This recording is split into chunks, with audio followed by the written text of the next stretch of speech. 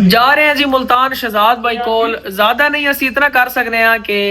उनके गम बराबर ने शरीक हो सकते हैं। जिस वक्त सजन आवेन ते बंदे ज्यादा नहीं यार मसला हल ना होवे ते मगर वो आई ना जवेद राज साहब ने एक मिसर आई भला तू पूछ के ने राज जो के मसला आवत ते मसला ही हल थी गया। मसला हल ना भी थी वे मगर एक सुकून होना बंदे यार साडे बेली सजन आ रहे हैं ते मैं आखना ओ सजन ही नहीं जड़ा सिर्फ खुशी शरीक होवे।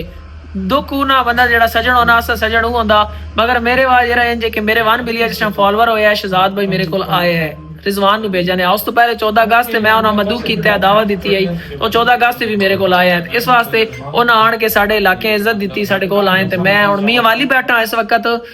इलाला केड़ा होटल है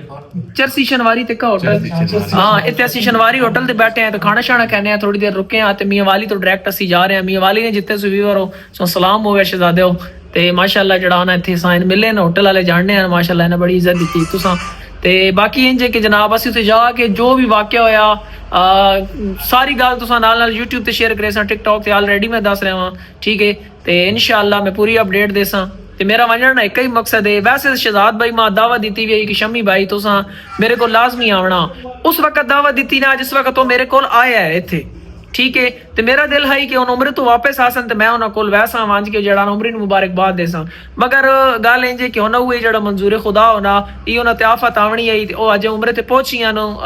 जड़ा उंदा दुबई सटे है दुबई तो अगे सऊदीया जा रहे हैं नाले जहाज फ्लाई कीता ये टेक ऑफ कीता ये ते उंदे नाल ए जड़ा ना ये मामला पै गया ठीक है जी हुण फौरन वापस आ गए शहजाद भाई मगर इंज कि मैं कि यार इंज कि मैं वंजना तो वैसे भी आई मगर मैं हुण वैसा कि ये गम नहीं घड़ी शरीक होना मेरा बड़ा अच्छा बिराव यार उसमें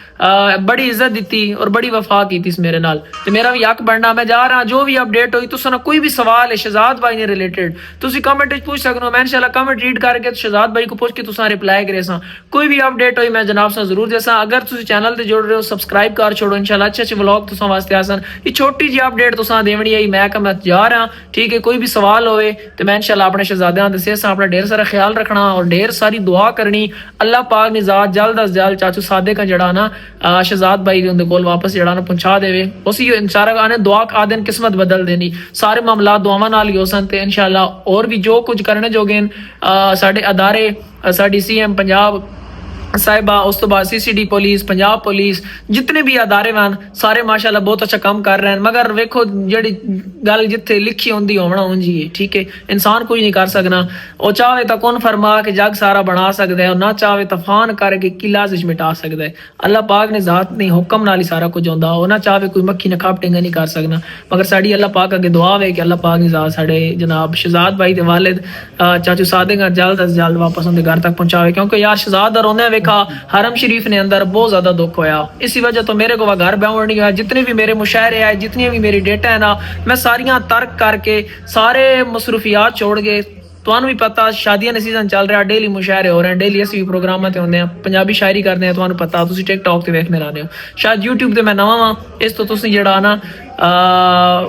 मैंने ज्यादा पता कौन व्लॉग किस तरह बनता मगर इंशाल्लाह मैं डेली नाल नाल अच्छे अच्छे बनाया चैनल देने सब्सक्राइब कर छोड़ो सारे मामलात छोड़ के जा रहे हैं इंशाल्लाह मैं सारी अपडेट देसा ढेर सारा ख्याल रखो लव यू हो गया बाय बाय।